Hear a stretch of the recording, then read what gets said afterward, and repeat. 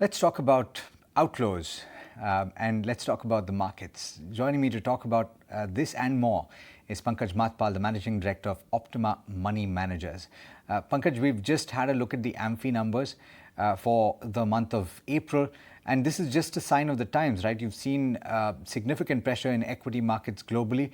You've seen, for example, the NASDAQ that has declined about over 25% in the year-to-date period. Let's first talk about that. You've seen tech under pressure, you've seen IT stocks under pressure. Some people are thinking of pressing the sell button. Is that a bad idea and why? Alexi, there's an importance of asset allocation.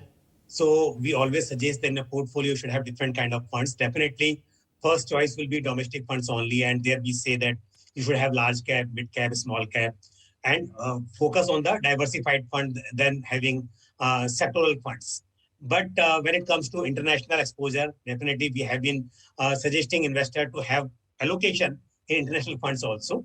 So now because we have seen this uh, pressure and we have seen fall in the international funds. But now I'll not say that investors should exit from the international funds because whatever has happened to the great extent has happened. And now if you exit and tomorrow when international schemes start performing and if you do not have those schemes in your portfolio, then definitely you will regret for that. So we always suggest that you should have a small percentage allocation in international funds. So if you have allocation, say 5-10%, you should stay invested. And if you had 10% earlier, I understand because the NAVs have come down and your allocation will be lesser than what you had earlier now. So you should stay invested.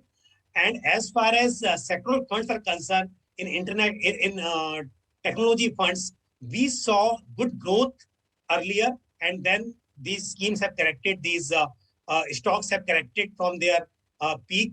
But again, I'll say that if you have this sectoral fund in your portfolio and it is in a limited size, so you should stay invested. But always, one thing you should understand that when any asset class or any particular sector is outperforming the broader market, that time you should not become very greedy and should not have very high allocation in that sector.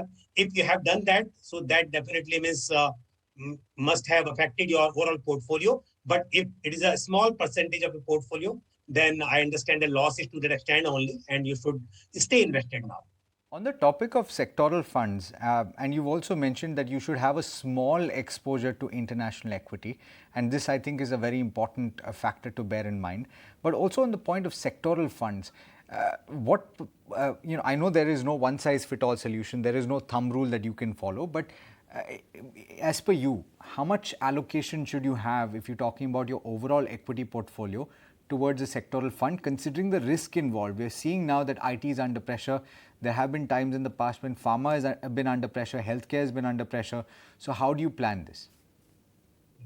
Alex, first thing, most of investors, they do not need a sectoral fund in their portfolio because if you talk about any sector, if you are investing in diversified funds, it means those sectors also will have place in your portfolio. So you do not need separately any sectoral fund. But if you are a seasoned investor, you have already invested in diversified funds and you are expecting that a particular sector will outperform the broader market during a particular time. One thing one has to understand that no sector can outperform the broader market throughout the time. So if during a particular period, for example, during COVID, we saw that healthcare sector was outperforming the broader market. And that time, if you had exposure in healthcare, you earned better returns compared to broader market. But slowly, we saw that what happened in the last 1 year, that healthcare sector started underperforming. So that is why first thing, most of investors, they should invest in diversified fund because in those funds, fund managers will make decision when to have higher allocation in a particular sector and when they should reduce it. But if you think that a particular sector will outperform during a period, that time you can have some allocation. So first thing, you have to understand which sector that time. And then also, I'll say that some 5% around allocation in a particular sector will help you getting better return if that sector outperform the broader market. But otherwise, mostly if you invest in diversified fund, you will have allocation across the sectors, and that is a better choice.